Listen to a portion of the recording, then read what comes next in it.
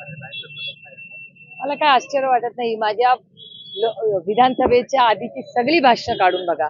आज जे जे निर्णय सरकार घेतंय किंवा कपात करतंय याचा सगळा उल्लेख माझ्या सगळ्या भाषणांनी केलेला आहे. त्याच्यामुळे मला महाराष्ट्राची आणि भारताची फायनान्शियल पोझिशन, टॅरिफ मध्ये होणारे बदल, एक्सपोर्ट इम्पोर्ट मध्ये होणारे बदल, या सगळ्या गोष्टी अपेक्षित होत्या. मार्केट क्रॅश होणार होतं हे आम्हालाही कळत होतं. 1 महिन्यापूर्वी मी बजेटचं जेव्हा भाषण केलं तेव्हा मी याचा उल्लेख केला होता.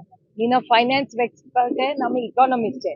मी नाव इकॉनॉमिस्ट आहे ना फायनान्शियल एक्सपर्ट असतानाही मलाही माझ्यासारख्या कमी फायनान्स आणि इकॉनॉमिस्ट असल्याच्या, माझ्याकडे कुठली डिग्री नाही दोन्हीची, तरी मला जेव्हा कळत होतं की मार्केटमध्ये इफेक्ट होणार आहे आणि आम्ही सगळे पार्लमेंटमध्ये बोललेलं असताना सरकारने याची का खबरदारी घेतली नाही, हा एक मोठं कोडच आहे.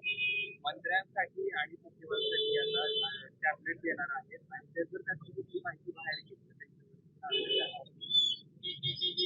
ते बघा, प्रत्येक मुख्यमंत्री त्यांच्या पद्धतीने राज्य चालवतो. ही त्यांची चालवायची पद्धत आहे. एकीकडं एसटी कामगारांचा पगार नाही आणि दुसरीकडे आयपॅड कशाला आयपॅड? तुम्हाला आठवत असेल 60 कोटी रुपये एक पान चुकीचं पुस्तकात लावलं म्हणून 60 कोटी रुपये शिक्षण मंत्रालयाने वाया घालवले. असे एकीकडे रेनोव्हेशन, आयपॅड, पुस्तकांमध्ये चुका, याच्यात 100 करोड रुपयाचा टोटल चुराडा होतोय आणि दुसरीकडे पीएनना पगार नाही, अंगणवाडी आशा वर्करचे प्रॉब्लेम्स आहेत, त्याच्यानंतर अनेक कामं पैसे नाही, निधी नाही म्हणून रखडली आहेत. अशी खूप उदाहरणं आहेत. शेतकऱ्यांना सरसकट कर्जमाफी देऊ हा शब्द तुमच्याच चॅनलवर सांगितला होता. कुठे आहे सरसकट कर्जमाफी? किंवा हमी भाव कुठे? किंवा डबलिंग ऑफ फार्मर म्हणजे दुप्पट इन्कम करू, हेही कुठे झालंय? एवढंच तर सोडावं, क्रूड ऑइलचा भाव जगामध्ये पडलेला असताना तुम्हाला जे कंझ्युमर आहेत त्यांना का नाही त्याचा बेनिफिट मिळत आहे? मग पेट्रोल डिझेलचे भाव कमी करा ना देशामध्ये आपल्या.